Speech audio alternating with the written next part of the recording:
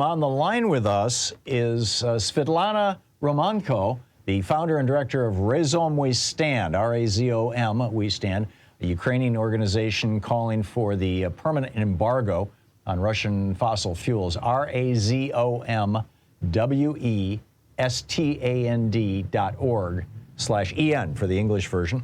And Svitlana, welcome to the program. I'm so pleased to have you with us.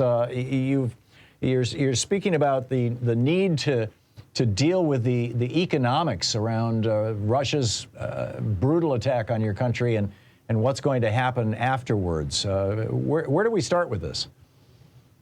Oh, thank you so much, Tom. It's a pleasure to be here with you. Thank you for having me. And I think we have to start from how we formed as an independent Ukrainian movement dedicated to the defense and liberation of our country and the permanent defeat of Russian aggression and a clean energy future for the Ukraine and the world.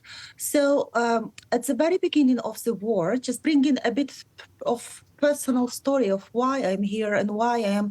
For the second year, I am tirelessly fighting with many allies and volunteers and partners. We are fighting Russia's war machine and Putin's war machine. So we started exactly on the very day of when the war began, and literally under bombing of our cities, under these first explosions, we were able, with colleagues from the movement, not just think of what will happen to our families, what will happen to our children as the war rages on, but we were able to stay calm and organize for absolutely fully banning Russian fossil fuels and from the world market, and also catalyzing the clean energy revolution in Ukraine and globally, because we are very determined as a movement that being supported with 80 or almost 900 organizations from 60 countries of the world, truly global and truly global Stand With Ukraine campaign, we are very much dedicated to fight and defeat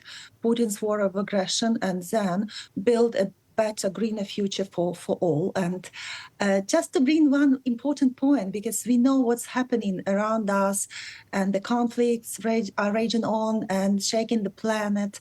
So I just wanted to say that we must stand together, Americans and Ukrainians, in the face of these fossil fuel dictatorships that invades not just our country, but also incites hostilities in other parts of the world, and support each other. And that's the only way to keep our countries free and safe for democracy. Agreed, and brilliantly stated.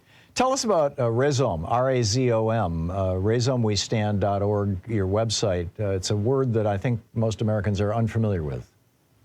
Yes, this is a Ukrainian word because it means together, and it connects to the campaign that we started with many activists from all over the world, which is called Stand With Ukraine campaign. And we just wanted to iterate that we are standing together and we will withstand and we will win Russian aggression. We will fight dictatorship and bring peace and democracy back to Ukraine and beyond its borders. To what extent is the Ukrainian infrastructure, both political and physical, damaged? I mean, if this war were to end soon, what kind of rebuilding are you looking at? What are the dimensions of the crisis that Ukraine is and will be facing?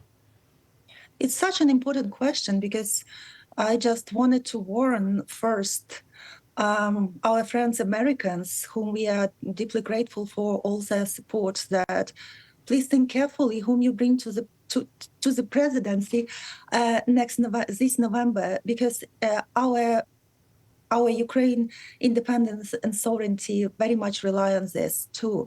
So, and our clean revolution is not possible without many countries stepping in, the US included.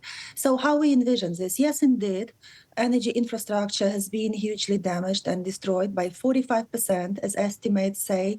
But, and we had total blackout last winter, and we came to have power supply only 2 hours per day for some time. And can you imagine how it's quite difficult to work to maintain a household when you just have power supply 2 hours per day? But we were able to withstand that winter, and this winter we are very much prepared. So I suggest we start from the policies, because policies bring the most of impact. So we campaign on the highest levels to bring the renewable energy policies in, and actually our political establishment is quite supportive of this message. And we just need to replace all damaged and destroyed coal power units with renewable capacity as a starting point.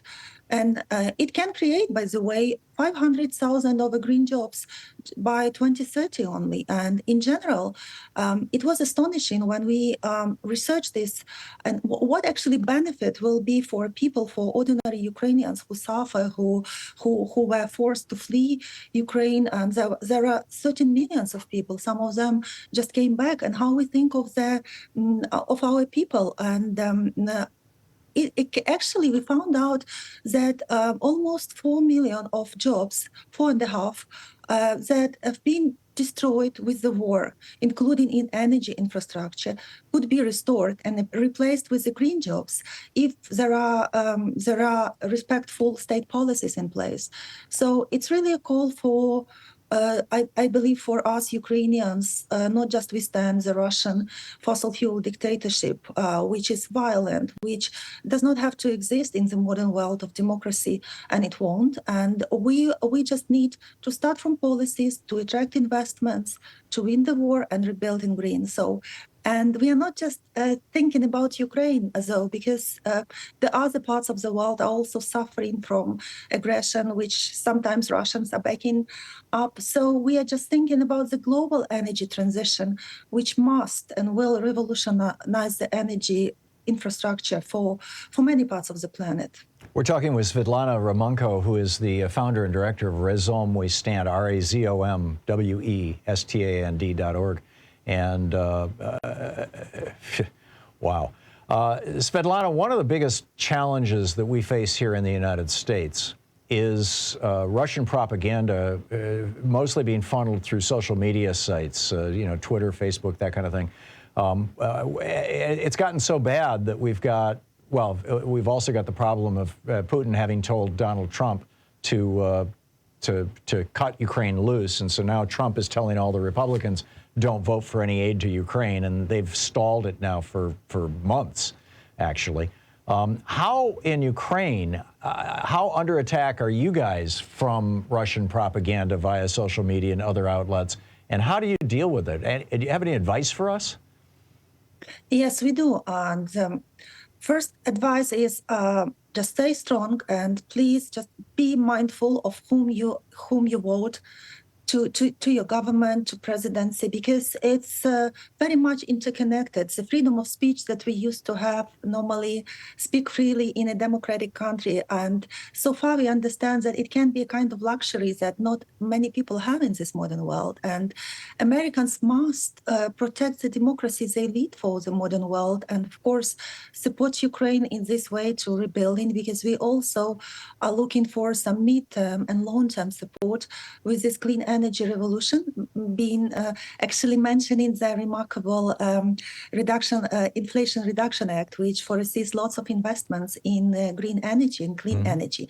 But at the same time, I wanted to bring another point, because we just recently published op-ed with my friend Bill McKibben, and also with Louisa Neumerbauer from Germany, discussing a very important point, that U.S. has suddenly became the main gas producer in the world and the main fossil fuel producer. So we foresee a huge threat of these resources being used just to provoke more dictatorship, aggression in the world, as fossil fuels normally do, because that's the root cause of the climate crisis, energy crisis, and also crisis of peace. So we would suggest the U.S.